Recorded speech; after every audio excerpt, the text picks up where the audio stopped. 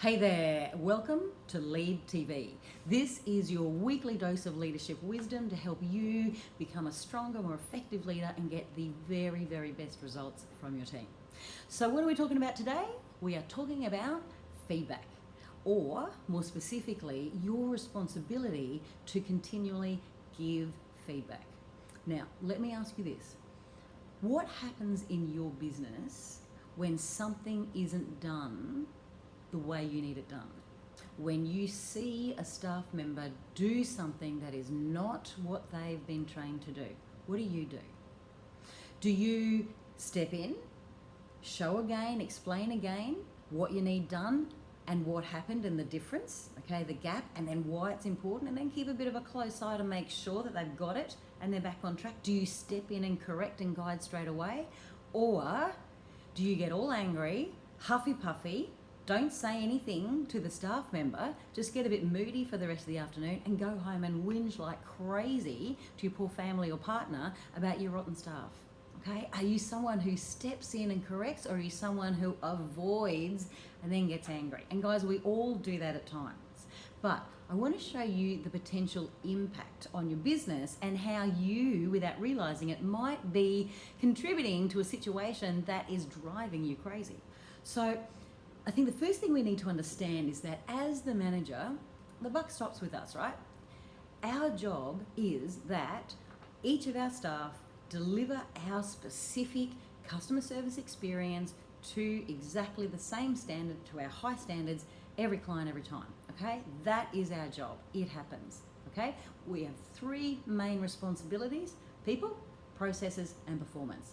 So we need the right people doing the right things to the right standard. That's our job as a manager. So when it doesn't happen, of course, it is absolutely our responsibility to step in and guide it, get it back on track.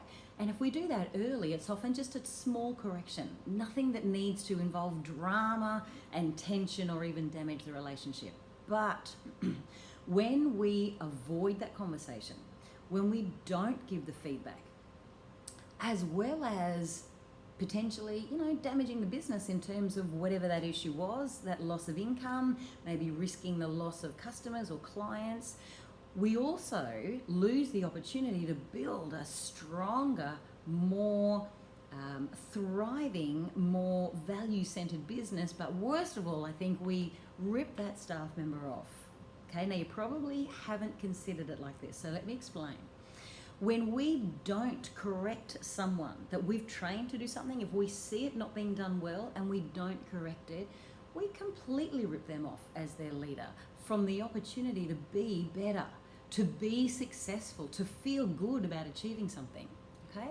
I believe that when we sign on as their leader, when we bring them into our team, we make a commitment to them to help them be the best that they can be. Now, certainly for some along the way, that journey might not go the full distance, but it's for as long as we keep those people on our team, it is our responsibility to guide, to help them be better.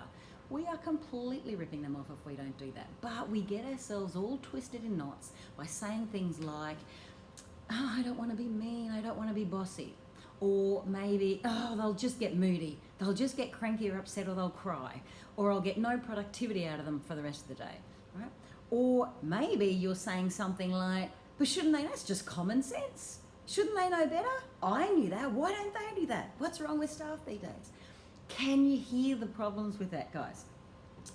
There's no point, obviously, getting caught up in that, because when we do that, we are abdicating our responsibility as the leader. We're not doing our job, yet we're getting upset that they're not doing their job. Can you see the irony in that? So I think we need to keep in mind that when we see something that isn't right, we've said, this is who we are, this is our standard, and we've trained our staff in that, and then it doesn't happen. In that moment, we make a decision. We either step in and correct and uphold our standards, uphold our values, and reinforce and send the message to our team that this is important, I'm going to check this, right? Or we let it slide. We don't correct it, okay? And what do we do then? We allow it to happen. If it happens repeatedly, we actually teach them to do it. We endorse it. okay? We get what we accept and we teach what we allow. If we see it and we do not act in that moment, we have taught them to do it, and that's how bad habits form. And if you're continually avoiding those conversations, you're just allowing bad habits to form. You're getting angrier and angrier, and then one day you're going to come in and go boom and lose your cool, and your staff are going to wonder what on earth's going on. They don't understand, right? Because you haven't communicated. So when we talk to staff, you know what they say to us is that what they want from us is clear direction. They want to know what we want. They want to know what we need. They want to know how to win, right? They want to know where the goalposts are, right? Teach me what you need, show me what you want, let me go for it. Because most people want that satisfaction that comes from knowing that they're making a great contribution, right? They are doing a great job. What drives them absolutely crazy is when we are vague, when we get all hung up about being bossy or, not wanting to be picky or fussy or whatever it is, and we don't give them the information that they need. So they're guessing and they're trying to make decisions. They're doing whatever they think is right, and then they get in trouble for it. Or they get into the habit of doing it repeatedly because, oh, great, you haven't said anything, it must be right. And then one day you completely lose your cool. They're like, what is going on? I don't understand. So you can see that you're not doing anyone any favors by not having the conversation. You're not doing you any favors and your stress levels. You're not doing your business any favors, and you're certainly not doing your staff any favors by not having that conversation that you absolutely need to have. Your staff are watching what you do, right? Both the ones that maybe they do it and they keep an eye to see, oh, am I going to get away with that?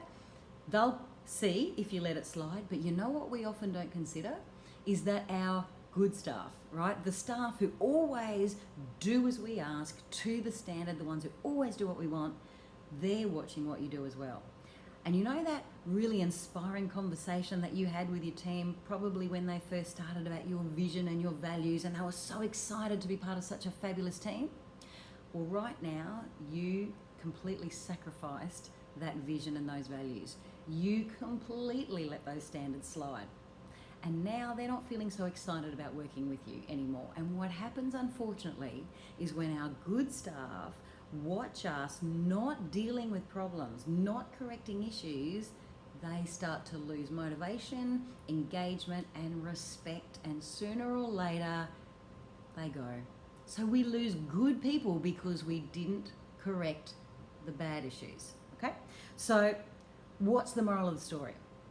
I believe that if we have not explained clearly, and firstly know exactly what we want, but then explained it, documented it, whether that's in writing or whether that's with little short videos done on your phone into a private YouTube channel for your staff, okay? If you have not clearly explained exactly what you need and check that they've fully understood by having them demonstrate it back to you or explain it back to you, because you and I will hear the same thing and we might understand it as two different things depending on our past experiences. So you've got to make sure I'm on the same page.